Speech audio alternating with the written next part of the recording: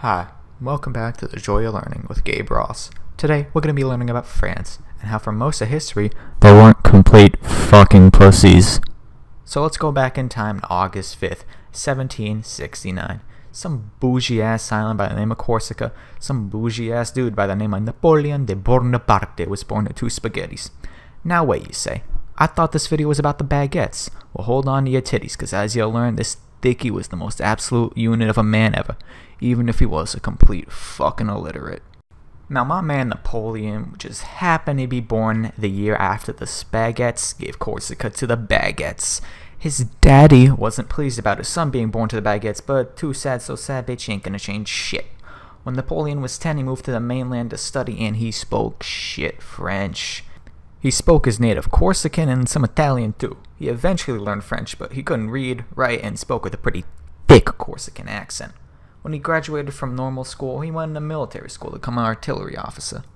His daddy was a fucking gambler, and when he died, he left Napoleon and his mom no money for them to buy their novice to complete military school, forcing him to complete 2 years of it in only 1 year.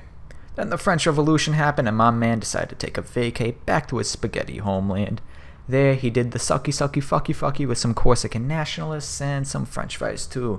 He eventually ended up fighting against King Louis the whatever the fuck, and led to my man Bowis's beheading. After the monarchy was overthrown, Napoleon became a pretty popular general. He led campaigns in Spaghetti Land and other places I can't bother to Google, and he did pretty fucking well. So in 1798, the Directory, one of the many governments of the clusterfuck that was France at the time, sent him on an expedition to Egypt to secure a trade route from the Brits. The fucker lost, and somehow the Baguettes couldn't comprehend Napoleon lost, so they claimed him to win, making Napoleon even more of a star than he was before.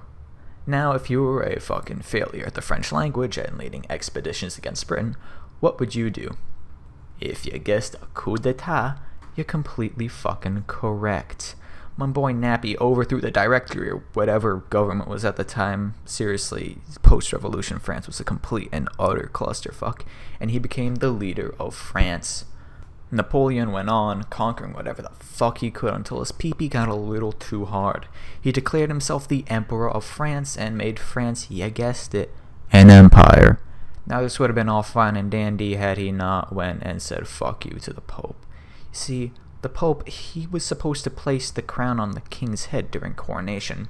My man Napoleon took the crown from the Pope, placed it on his own head like it was no one's fucking business.